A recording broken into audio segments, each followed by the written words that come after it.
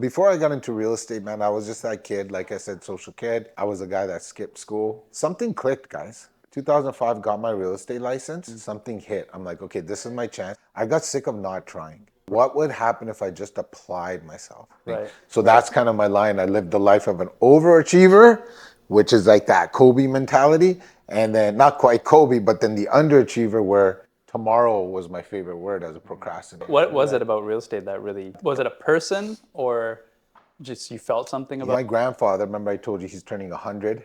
He worked at the mill, right? And on the weekends or whatever, he was fixing houses, buying houses with his brothers, started taking the money, like the equity out of the home, Right. started buying more houses. I just watching. So I was like, I guess he was my roadmap. Right. Watching how much wealth he built through real estate. I took the commission capital and I started investing it back to my real estate portfolio.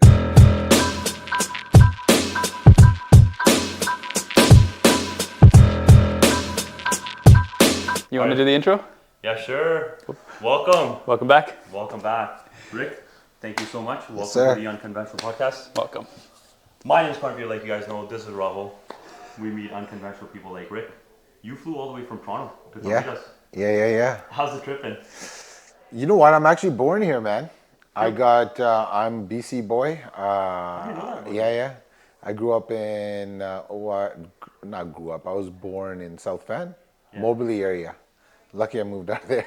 But It's not the best. it's not the best. But yeah, so my dad got transferred work when I was in like grade 5 or 6. Head up to Toronto. Yeah. But like my entire family's here. From Besides BC. my immediate family, like all the aunts, the uncles, both sides of the grandparents. There's one left. Yeah. Actually, tomorrow is my grandfather's 100th birthday. Oh, wow. Right. Pretty crazy. Just like how kids are getting super sad when they move from one city to another city, have to change schools, friends. Yeah. Did that really have effect on you back in the 80s, I'm guessing, when you were in grade Dude, 5? man, yeah. We moved like 9 times with my parents.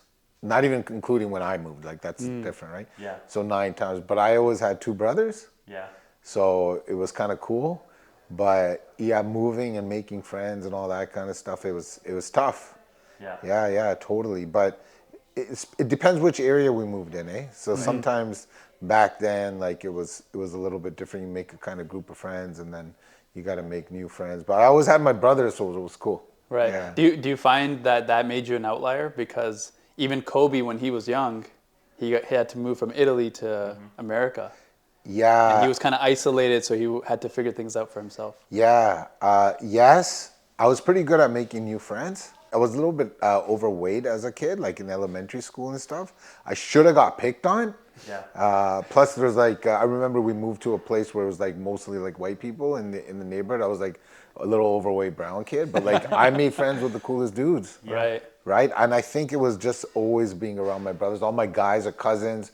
They're into wrestling, was always into sports. Yeah. So I just knew how to shoot the shit with people, which worked out in sales too, right? Right. So You get used to talking to people and Yeah. all that. yeah. Which part of Toronto are you from, or are you in now? I'm I in a guess? city called Oakville right now. Oakville. Okay. Right? So it's kind of a little outside Toronto, about a half hour away. Nothing's half hour away anymore, man. Yeah. Our traffic's insane, guys. Right.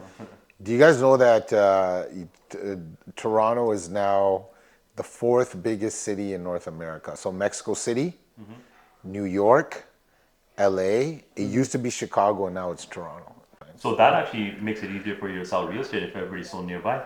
Yeah. Yeah, a little bit. But every other person's a realtor too, man. Yeah, let's transition to that. So, yeah. like, you're in real estate. You've been doing this for how many years? I got into real estate in 2005. Okay. So that was pretty good. I like to say I've lived the life of an overachiever and an underachiever. How's that? Yeah. So before I got into real estate, man, I was just that kid, like I said, social kid. When I got into high school, I was a guy that skipped school. Rather go hang out at other people's school. I don't know what I was doing, but kind of attracted. I don't want to say the wrong people in my life because Right. there were the right people back then. Yeah. I was just attracting wrong crowds, getting into wrong situations, skipping school instead of not going to class, not really applying myself, right? So it was actually the first time I started dating a girl. because I hung around with all dudes, guy cousins, brothers. She's like, Rick, man, you're smarter than this, right? Like, you should try. She was a year older than me. She was, I'm going to university next year. Yeah. Why don't you do it? So I started actually trying. Studying. Got like Yeah. a 90-something average, ended up in university. Yeah. Then university, same habits. No one's watching, taking attendance Yeah, anymore. yeah, So I'm like, screw that. Skipped again. Then somehow I got a pretty cool job. I was good at the job interview. It was like one of the biggest accounting. It was Oxford Properties. I guess I could say it. But what I did was when I went into the interview, the guy had soccer everywhere on his wall. The guy was interviewing me. So that was the first. I just built rapport. Right. Talked about soccer, made friends with the guy, and I got the job. It's still the underachiever, overachiever story. Yeah. So when I got the job, I quickly found out I'm not good at the whole 9 to 5 thing. My 1 hour lunches turned into 2 hour lunches. 5, 6 days, sick days turned into 10. Right. I didn't care about the promotion. I just didn't care, Yeah, right? right. Nothing was driving me. So I got sick of it and I started Go Train. We call it a Go Train. You guys call it Sky Train. Right. On the Go Train, I pretty much got my real estate license, whipped through it. Yeah. Something clicked, guys. 2005, got my real estate license. And here's the unconventional part, maybe. Like, a guy like me turned into like an overachiever. Something hit. I'm like, okay, this is my chance. I got sick of not trying. Right. I'm like, what would happen if I just applied myself? Right. And top producer, top teams, all this stuff started happening.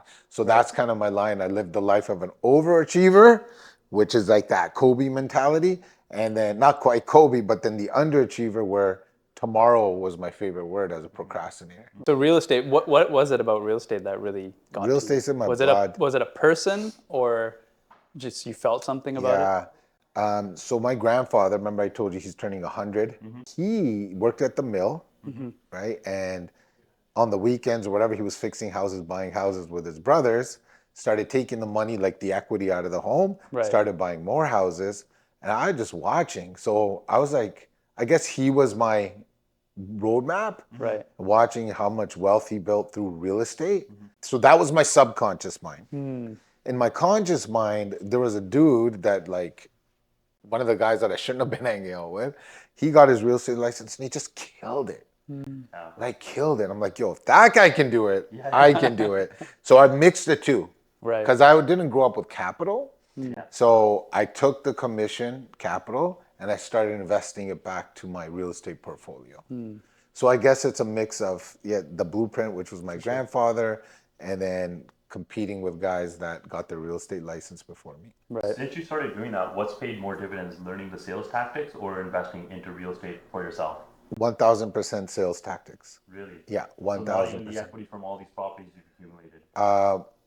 If you take all my money away, Yeah. I'll make it again 100%. because of the sales tactics. I agree with that. I think what I'm really good is at sales and people.